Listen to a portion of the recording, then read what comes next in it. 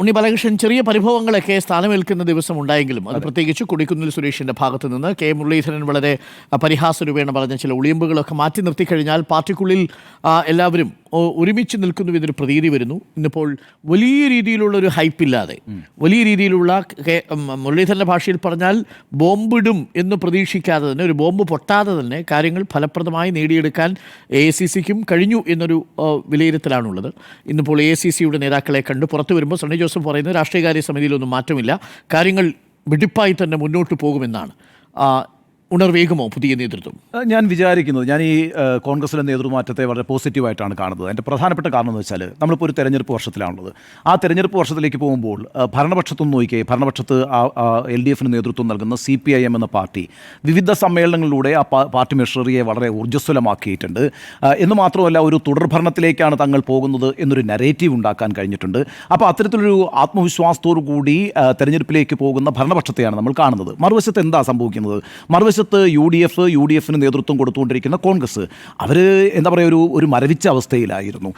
ഏതെങ്കിലും തരത്തിൽ ചലിച്ചുകൊണ്ടിരിക്കുന്ന ഒരു പാർട്ടി മെഷറിയാണ് കോൺഗ്രസിൻ്റേത് എന്ന് തോന്നിപ്പിക്കും വിധത്തിലുള്ള എന്തെങ്കിലും കാര്യങ്ങൾ കഴിഞ്ഞ ഒരു 2-3 വർഷമായി സംഭവിച്ചിട്ടില്ല. ഒരു ആകപ്പാടെ കോൺഗ്രസിനെ സംബന്ധിച്ച് അല്ലെങ്കിൽ UDFനെ സംബന്ധിച്ച് ഒരു ആത്മവിശ്വാസം ലഭിച്ചിട്ടുള്ളത് 2024 തെരഞ്ഞെടുപ്പ് ഫലമാണ്. പക്ഷേ 2019 ഇതേ തെരഞ്ഞെടുപ്പ് ഫലമാണ് ഉണ്ടായത്. എന്നിട്ട് കൂടിയും 2021 അവർക്ക് വിജയിച്ചു വരാൻ കഴിഞ്ഞില്ല. സംസ്ഥാനത്ത് ആദ്യമായി ഒരു തുടർഭരണം ഉണ്ടാവുകയാണ് ചെയ്തത്. ഇപ്പോൾ 2024 ലോക്സഭാ തെരഞ്ഞെടുപ്പ് ഫലത്തിൻ്റെ അടിസ്ഥാനത്തിൽ 2026 ഒരു വലിയ വിജയം ഉണ്ടാകുമെന്ന പ്രതീക്ഷയിൽ കോൺഗ്രസ് ഇരിക്കേണ്ട കാര്യമില്ല. എന്ന് മാത്രമല്ല, 19 വലിയ തിരിച്ചടി ഉണ്ടായിട്ട് 21 തിരിച്ചു വന്ന LDF 24 തിരിച്ചടിക്ക് ശേഷം 26 ഇതാ തുടർഭരണം ഉണ്ടാകാൻ പോകുന്നു എന്ന് പറഞ്ഞുകൊണ്ടിരിക്കുകയാണ്. അപ്പോൾ ഞാൻ പറയുന്നത്, ഒരു ജനാധിപത്യ തെരഞ്ഞെടുപ്പ് പ്രക്രിയയിൽ എല്ലാ പക്ഷങ്ങളും ശക്തമായിരിക്കട്ടെ. അതാണല്ലോ ജനാധിപത്യത്തിൻ്റെ ഒരു ഭംഗി എന്ന് പറയുന്നത്. അതുകൊണ്ടാണ് ഞാൻ പറഞ്ഞത്, ഈ നടക്കാനിരിക്കുന്ന തെരഞ്ഞെടുപ്പ് ഒരിക്കൽ പോലും ഏകപക്ഷീയമാകാൻ പാടില്ല. ഒരു തെരഞ്ഞെടുപ്പും ഏകപക്ഷീയമാകാൻ പാടില്ല. അപ്പം ശക്തമായൊരു പ്രതിപക്ഷം ഉണ്ടാകണം, ശക്തമായൊരു ഭരണപക്ഷം ഉണ്ടാകണം, ഏറ്റുമുട്ടലുകൾ നടക്കട്ടെ. അപ്പോൾ മികച്ച കാൻഡിഡേറ്റ്സിനെ തിരഞ്ഞെടുക്കാൻ, മികച്ച മുന്നേ തിരഞ്ഞെടുക്കാൻ ജനങ്ങൾക്ക് അവസരം ഉണ്ടാകട്ടെ. ആ അർത്ഥത്തിലൊക്കെ നമ്മുടെ ജനാധിപത്യത്തിൻ്റെ മുന്നോട്ടുള്ള പോക്കിന് നല്ല മത്സരങ്ങൾ ഉണ്ടാകുന്നത് വളരെ പ്രധാനമാണ്. അങ്ങനെ നല്ല മത്സരങ്ങൾ ഉണ്ടാകണമെങ്കിൽ കോൺഗ്രസ് വളരെ ശക്തമാകണം, കോൺഗ്രസ് നേതൃത്വം നൽകുന്ന UDF ശക്തമാകണം. അങ്ങനെ മാത്രമേ ഒരു മികച്ച മത്സരം 2026 ഉണ്ടാവുകയുള്ളൂ.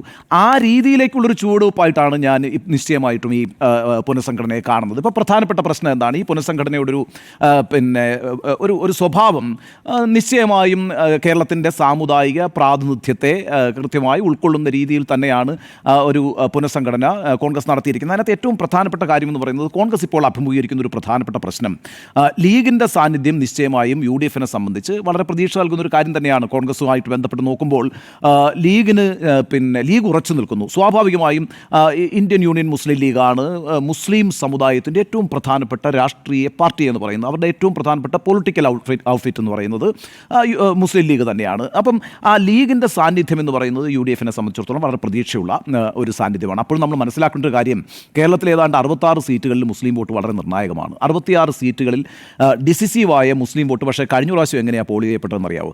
40ഓളം സീറ്റുകൾ പിടിച്ചത് LDF ആയിരുന്നു. അപ്പോൾ ആ വോട്ട് ബാങ്ക് അങ്ങനെ ഉറച്ചു നിൽക്കുന്ന വോട്ട് ബാങ്ക് ഒന്നും അല്ല UDFനെ സംബന്ധിച്ചിടത്തോളം. അത് വേണമെങ്കിൽ ഷിഫ്റ്റ് ചെയ്യാം. അങ്ങനെ ഷിഫ്റ്റ് ചെയ്തു എന്നുള്ളതുകൊണ്ടാണ് 2021 വലിയ വിജയം നേടാൻ LDFന് കഴിഞ്ഞത്. പക്ഷേ ഇപ്രാവശ്യം LDFന്, പ്രത്യേകിച്ച് CPMന് മുസ്ലിങ്ങളോടുള്ള സമീപനത്തിൽ 2024 തെരഞ്ഞെടുപ്പിന് ശേഷം ഒരു മാറ്റം സംഭവിച്ചിട്ടുണ്ട്. സ്വാഭാവികമായിട്ടും അതിൻ്റെ അനുരണനങ്ങൾ ആ സമുദായത്തിനുള്ളിൽ ഉണ്ടാകാം, അവരുടെ രാഷ്ട്രീയമായ നിലപാടിലുണ്ടാകാം. കോൺഗ്രസ് പ്രതീക്ഷിക്കുന്നതും UDF പ്രതീക്ഷിക്കുന്നതും നിശ്ചയമായും മുസ്ലിം വോട്ട് ബാങ്ക് നല്ലൊരു ശതമാനം കോൺഗ്രസിനോടൊപ്പം നിൽക്കും എന്ന് തന്നെയാണ്. പിന്നെ ഒരു പ്രധാനപ്പെട്ട വിഭാഗം എന്ന് പറയുന്നത് നിശ്ചയമായും ക്രിസ്ത്യൻ സമുദായം തന്നെയാണ്. 19% വോട്ട് കേരളത്തിൽ ക്രിസ്ത്യൻ സമുദായത്തിലുണ്ട്. ഇപ്പം കനകോലുവിൻ്റെ റിപ്പോർട്ട് നോക്കൂ. കനകോലുവിൻ്റെ റിപ്പോർട്ട് ചൂണ്ടിക്കാണിച്ചിരിക്കുന്നത് എന്താ? മധ്യകേരളത്തിൽ കോൺഗ്രസ് ദുർബലമാണ് എന്നാണ്. എന്തുകൊണ്ടാണ് മധ്യകേരളത്തിൽ കോൺഗ്രസും UDFും ദുർബലമാകുന്നത്? സ്വാഭാവികമായിട്ടും അവിടെ കേരള കോൺഗ്രസ്, ജോസ് കെ മാണി നേതൃത്വം നൽകുന്ന കേരള കോൺഗ്രസ് നേരെ LDFിലേക്ക് പോയി. ആ രീതിയിൽ ക്രിസ്ത്യൻ വോട്ട് ബാങ്കിൽ ഒരു ഷിഫ്റ്റ് LDFന് അനുകൂലമായി സംഭവിച്ചിട്ടുണ്ട്. അത് മാത്രമല്ലല്ലോ, ക്രിസ്ത്യൻ വോട്ട് ബാങ്കിൽ വേറൊരു ഷിഫ്റ്റ് സംഭവിച്ചിട്ടുണ്ടല്ലോ, അത് BJPക്ക് അനുകൂലമായി സംഭവിച്ചിട്ടുണ്ട്. അപ്പം നേരത്തെ ഒരു വോട്ട് ബാങ്ക് ഒറ്റക്കെട്ടായി ക്രിസ്ത്യൻ വോട്ട് ബാങ്ക് കോൺഗ്രസിനോടൊപ്പം നിന്ന വോട്ട് ബാങ്ക് 3ആയി ഭിന്നിച്ചിരിക്കുകയാണല്ലോ ഇപ്പം. അതിലൊരു വിഭാഗം UDFിനോടൊപ്പം നിൽക്കുന്നു, ഒരു വിഭാഗം LDFിനോടൊപ്പം നിൽക്കുന്നു, ഒരു വിഭാഗം BJPക്കൊപ്പം പോയിരിക്കുന്നു. ഈ സാഹചര്യം ചെറിയ വെല്ലുവിളിയല്ല കോൺഗ്രസിനെ സംബന്ധിച്ചിടത്തോളം, യു ഡി എഫിനെ സംബന്ധിച്ചിടത്തോളം മധ്യ കേരളത്തിൽ ഉണ്ടാക്കിയിരിക്കുന്നത്. അപ്പോൾ കഴിഞ്ഞ പ്രാവശ്യം പോലും ഒരർത്ഥത്തിൽ ഈ കോൺഗ്രസിൻ്റെ മുഖം രക്ഷിച്ചത് എറണാകുളം എന്ന ജില്ലയാണ് കേട്ടോ. എറണാകുളത്ത് ആകെ 14 സീറ്റുകളിൽ 9 സീറ്റ് കോൺഗ്രസിന് പിടിക്കാൻ പറ്റി. അപ്പോൾ അപ്പോഴും നമ്മൾ മനസ്സിലാക്കേണ്ട 2021 അതിശക്തമായൊരു പ്രോ LDF തരംഗം ഉണ്ടായപ്പോഴും ഈ കേരള കോൺഗ്രസിൻ്റെ ഷിഫ്റ്റിങ്ങിന് ശേഷവും LDFിലേക്കുള്ള ഷിഫ്റ്റിങ്ങിന് ശേഷവും എറണാകുളത്ത് കാര്യമായി തന്നെ ആ വിഭാഗം, അത് ലത്തീൻ കത്തോലിക്സ് ആണെങ്കിലും RC ആണെങ്കിലും ഒക്കെ കോൺഗ്രസിനോടൊപ്പം നിന്നു എന്നുള്ളത് കോൺഗ്രസിനെ സംബന്ധിച്ചിടത്തോളം പ്രതീക്ഷ നൽകുന്ന ഒരു കാര്യമാണ്. എന്നാൽ ഇടുക്കിയിൽ അത് സംഭവിച്ചിട്ടില്ല. ഇടുക്കിയിൽ ഒറ്റ സീറ്റില്ല കോൺഗ്രസിന്. അതേപോലെ തന്നെ വടക്കൻ മേഖലയിൽ അത് സംഭവിച്ചിട്ടില്ല. ഇപ്പോൾ കോൺഗ്രസിന് സീറ്റില്ലാത്ത ജില്ലകളുണ്ടല്ലോ. നമ്മൾ ആലോചിച്ച് നോക്കൂ, കേരളത്തിലൊരു തിരഞ്ഞെടുപ്പിൽ കോൺഗ്രസിന് സാന്നിധ്യം അറിയിക്കാൻ കഴിയാതെ പോയ ജില്ലകളാണ്. കോഴിക്കോട് ജില്ലയിൽ ഒറ്റ സീറ്റില്ല, പത്തനംതിട്ടയിലൊരു സീറ്റില്ല, അതുപോലെ തന്നെ ഇടുക്കിയിൽ സീറ്റില്ല. ഇനിയിപ്പോൾ ആലപ്പുഴയിലുള്ളതോ ഒരു സീറ്റ്, കൊല്ലത്തുള്ളതോ ഒരു സീറ്റ്, തിരുവനന്തപുരത്തുള്ളതോ ഒരു സീറ്റ്. ഇതാണ് അവസ്ഥ എന്ന് പറയുന്നത്, കോൺഗ്രസിൻ്റെ അവസ്ഥ എന്ന് പറയുന്നത്. ആകെ കൂടി 21 സീറ്റേ കോൺഗ്രസിനുള്ളൂ. മാത്രമല്ല 6% ഡിഫറൻസാണ് LDFും UDFും തമ്മിലുള്ളത്. അപ്പോൾ ചെറിയൊരു വോട്ട് ഡിഫറൻസും അല്ല 2021 ഈ പറയുന്ന ഇവർക്കിടയിലുള്ള വ്യത്യാസം എന്ന് പറയുന്നത്. അപ്പോൾ ഇതിനെയൊക്കെ മറികടക്കണമെങ്കിൽ ഈ സാമുദായികമായ കോമ്പിനേഷൻസ് ശരിയാകണം. അതിലേറ്റവും പ്രധാനപ്പെട്ടൊരു ഫാക്ടർ എന്ന് പറയുന്നത് ക്രിസ്ത്യൻ വോട്ട് ബാങ്കാണ്. ആ ക്രിസ്ത്യൻ വോട്ട് ബാങ്ക് വൂ ചെയ്യുക, അല്ലെങ്കിൽ തങ്ങളോടൊപ്പം കൊണ്ടുവരിക എന്നുള്ളതിൻ്റെ അടിസ്ഥാനത്തിലാണല്ലോ ഇപ്പോൾ സണ്ണി ജോസഫിനെ പോലെ ഒരാൾ KPCCയുടെ നേതൃത്വത്തിൽ വരുന്നത്. നിശ്ചയമായും സണ്ണി ജോസഫിൽ ഇൻട്രസ്റ്റഡ് ആയിട്ടുള്ള ഒരു റെസ്പോൺസിബിലിറ്റി യഥാർത്ഥത്തിൽ ഞാൻ വിചാരിക്കുന്നത് ഈ ക്രിസ്ത്യൻ വോട്ട് ബാങ്കിൻ്റെ ഒരു വിശ്വാസം ആർജിക്കുക എന്നുള്ളതാണ്.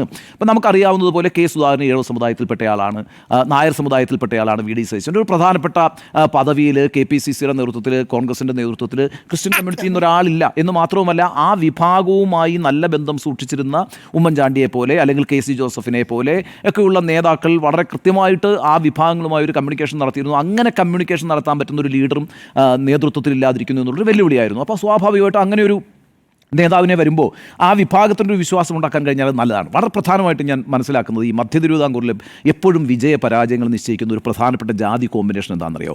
നായർ ക്രിസ്ത്യൻ ഈഴവ കോമ്പിനേഷനാണ്. സീരിയസ്ലി നായർ ക്രിസ്ത്യൻ ഈഴവ കോമ്പിനേഷനാണ് മധ്യ തിരുവിതാംകൂറിലും ഒട്ടൊക്കെ തിരുവിതാംകൂറിലും ദക്ഷിണ തിരുവിതാംകൂറിലും തെക്കൻ തിരുവിതാംകൂറിലും ഈ വിജയത്തെ തീരുമാനിക്കുന്നത്. അതിനകത്ത് ഈഴവ വോട്ട് ബാങ്ക് എന്ന് പറയുന്നത് എപ്പോഴും CPMനോട് അനുകൂലമായി നിൽക്കുന്ന വിഭാഗമാണ്. അതിലൊരു നല്ല വിഭാഗത്തെ പിടിക്കുക, ക്രിസ്ത്യൻ വോട്ട് നന്നായിട്ട് പിടിക്കുക, പിന്നെ നായർ വിഭാഗവും കൂടി നിൽക്കുക എന്നുള്ളതാണ് പ്രധാനപ്പെട്ട ഒരു ആവശ്യം കോൺഗ്രസിൻ്റെ.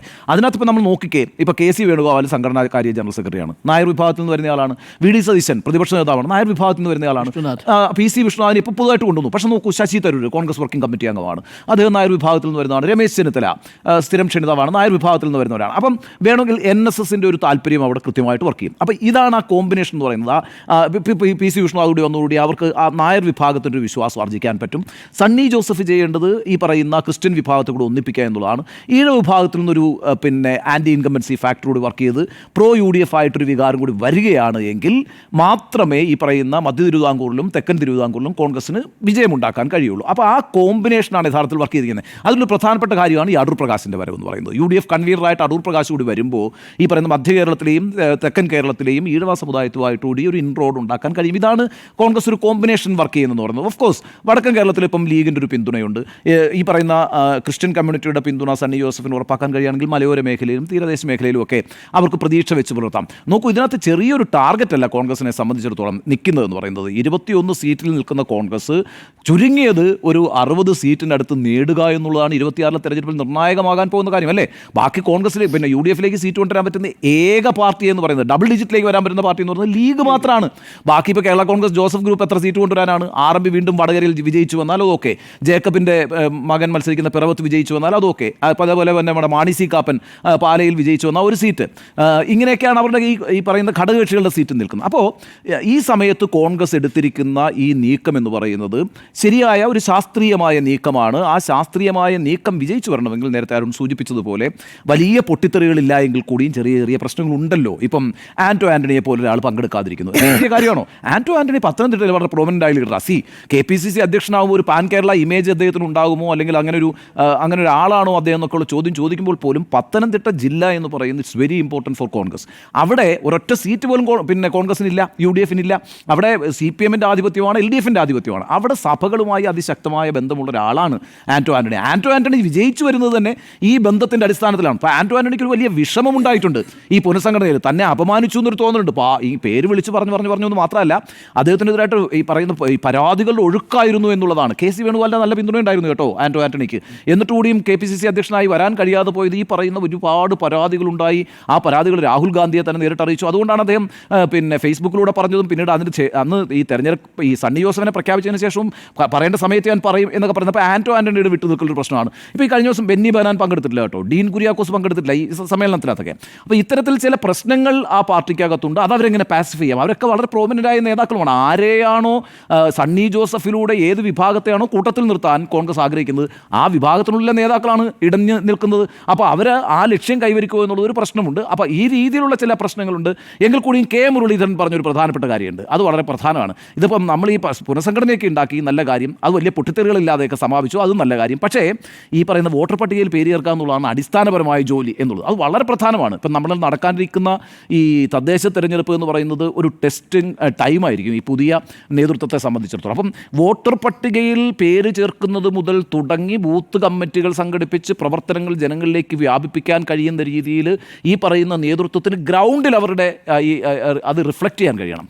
അങ്ങനെ റിഫ്ലക്റ്റ് ചെയ്യുമ്പോൾ മാത്രമാണ് ഒരു ഉണർവുണ്ടാവുക. അതുകൊണ്ട് തൽക്കാലം നമുക്ക് ഈ പുനഃസംഘടനയെ പോസിറ്റീവായി കാണാമെങ്കിലും ചോദ്യം ഉണർവുണ്ടാകും എന്നാണ് പിന്നെ എൻ്റെ മറുപടി. പക്ഷേ ആ ഉണർവുണ്ടാക്കേണ്ട നേതൃത്വം അത് വളരെ എന്താ പറയുക, വളരെ ആസൂത്രണത്തോടുകൂടി പ്രവർത്തിക്കേണ്ട ഒരു കാലഘട്ടത്തിലാണ്.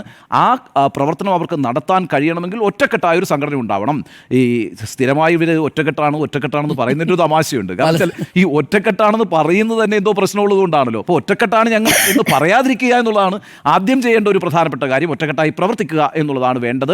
അപ്പോൾ അങ്ങനെ പ്രവർത്തനത്തിലൂടെ അവർക്കത് തെളിയിക്കാൻ കഴിയട്ടെ. ഏതായാലും ഈ നീക്കങ്ങളെ ഇപ്പോൾ എടുത്തിരിക്കുന്ന ഇനിഷ്യേറ്റീവിനെ, ഇപ്പോൾ ഉണ്ടാക്കിയിരിക്കുന്ന പുനഃസംഘടനയെ, അതിൻ്റെ കോമ്പിനേഷനെ, അതുവഴി ഉണ്ടാക്കാൻ ശ്രമിക്കുന്ന സോഷ്യൽ എഞ്ചിനീയറിങ്ങിനെ ഒക്കെ വളരെ പോസിറ്റീവായിട്ട് തന്നെയാണ് ഞാൻ കാണുന്നത്.